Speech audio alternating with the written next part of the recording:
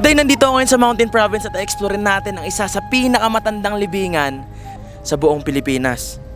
Ang Hanging Coffins. Ayun! Oh!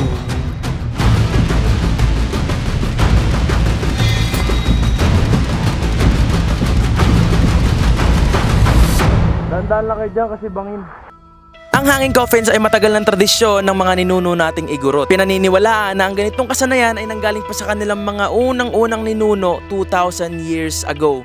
During pre-Hispanic era, bago pa dumating at bago pa tayo sakupin ng mga Kastila. Pero bakit nga ba nila ito sinasabit? Dahil naniniwala sila na kung ihang nila ito ay mas malaki ang chance na maabot ng espiritu ang mas magandang buhay. E-explore namin ang lugar na hindi pwedeng puntahan ng mga turista. At pababa pa lang kami ay may nadaanan na agad kaming kuweba na kung saan mayroon pa ditong kabaong. At maya-maya lang, nadaanan naman namin ang isa pang kuweba na ang kabaong naman ay wala ng laman. Ay, may ano? May coffin dito, guys. Sinamantala na namin habang maaga pa. At dito, malayo pa lang, kitang-kita nyo na agad yung iba pang mga kabaong. Hindi madalas mapuntahan ng tao ang aming lilibutin.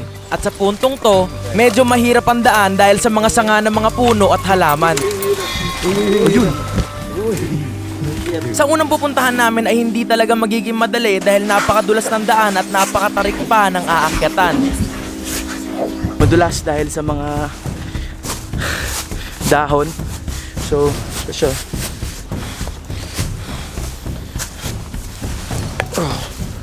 Okay.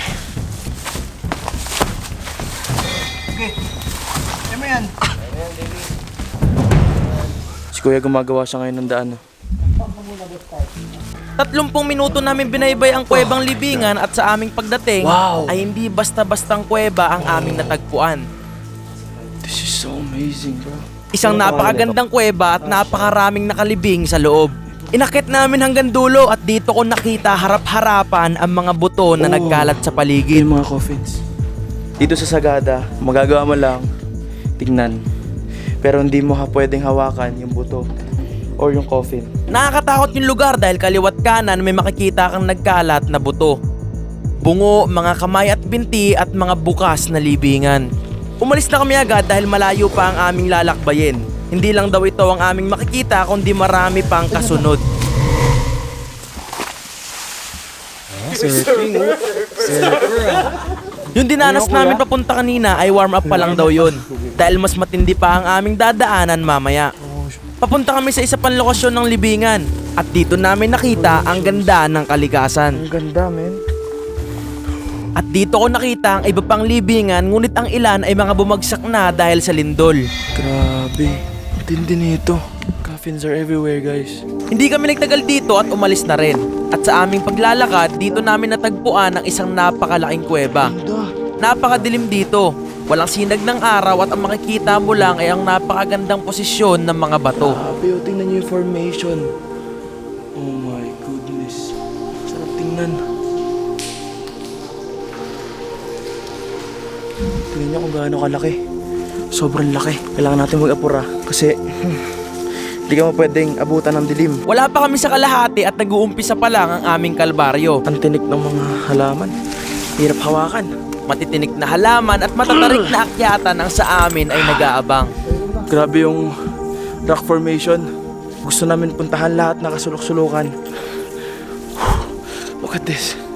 Kahit sobrang nakakapagod, kahit sobrang layo, sobrang laging worth it.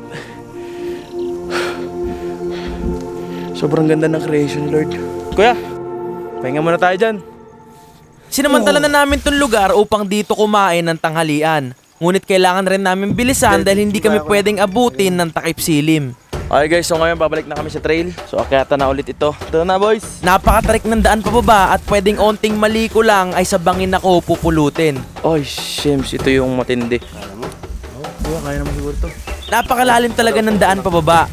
At bukod dito ay ang dulas ng daan at mga tinik ay hindi biro. Bangin to, bangin. Ay, putos. Yun nga eh. Dahan-dahan lang kayo dyan kasi bangin. Bangin pala yung dulo ng tinutumbok namin. Kaya kailangan namin gumawa ng sariling daan para makababa. Be Limitless. let's go. Para makadaan kami, kailangan naming tagpasin yung mga baging-baging. Dahil ilang taon na rin ang nakakalipas simula nung huling may pumunta rito at in-explore to. Literal na kailangan namin gumawa ng daan para makapunta sa aming susunod na destinasyon. Ngunit isang pangyayari ang muntik na sa aming pumigil. Shit. Nang makita ko na ang aming dadaanan na isang tulay na kawayan at isang maling hakbang kulang, Oh my God. ay bangin na puro kabaong ang kalalagyan ko. May coffins pa dun, oh. Ang kawayan ay dahan-dahan kong tinulay. Malayo-layo na kami at wala na kaming choice na bumalik. Sa puntong to, napakahirap kumapit sapagkat pati yung bato ay medyo madulas dahil sa lumot. Tapos, ilagay lahat yung weight sa kawayan, ha? At dito naman ay nakakatakot dahil kawayan na napakadulas na lang ang aking mapagkakatiwalaan. Pwedeng apakan mo yung kawayan. Okay. Kawayan ay napakadulas. Guys, doble ingat, okay?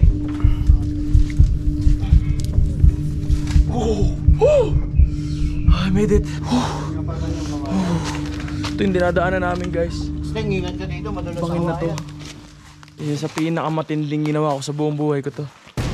Akala ko makakahinga na ako ng maluwag. Yun pala, marami pang bangin na sa amin ay Kumapit ka sa nag-aabang. bato. Pag ano, yakapin mo yung bato, tol. Nakalusot naman kami ng maayos, ngunit sa kasunod na daanan, dito kami medyo nahirapan.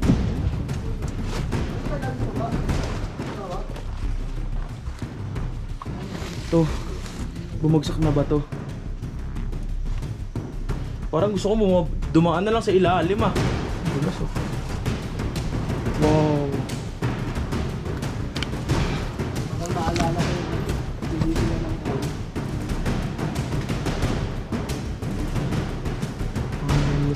Oh my goodness. Wow, ganda ng view, man. Tingnan yung view, guys, oh. Kalikasan. Grabe. Paglagpas sa mga katakot-takot na bangin, dito namin nakita ang isang makapigil hiningang ganda ng kalikasan. Paraisong nagtatago sa pagitan ng mga bundok, lugar na napakahirap puntahan, ngunit sulit ang pagod pag iyong napagmasdan. Pagtapos nito ay tinawid naman namin ang isang napakalamig na batis. Tignan nyo guys, oh. Ang angas ng nature. Ganito lang yan, oh. Come on, Natasha, tara. Si Natasha, guys, yung nag-guide sa amin. Bukod kay Kuya. Ito yung dinadaanan namin.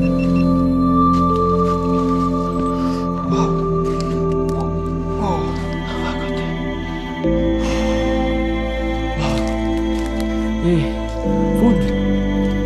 Bayabas, tol. At sa puntong to, malapit nang magdapit hapon. Hindi kami pa pwedeng abutan ng dilim kaya napagpasyahan na naming tumbukin na ang pinakamalapit na daanan palabas. Sa 6 na oras naming paglalakbay, 2 bagay ang natutunan ko. Respetuhin ang paniniwala ng bawat isa. Noon, wala pang Christianity dito sa amin. Ang mga tao dito, believe kami sa animism. Which means we believe that every living thing is an spirit. Kaya niyahang namin kasi believe kami na yung spirits nila ay free.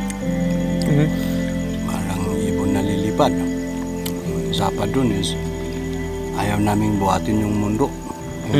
Gusto namin yung mundo yung nakabuhat sa amin. At pahalagahan ang kalikasan. Protektahan natin ang natitira nating yaman para naman sa susunod na henerasyon, meron pa silang pupuntahan at hindi maiwang kwento na lang.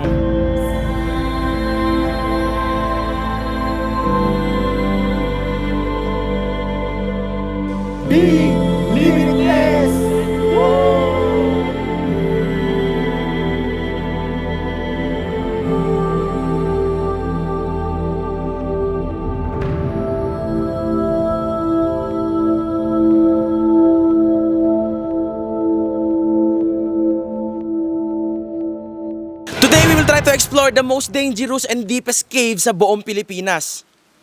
Ang Sumaging Cave.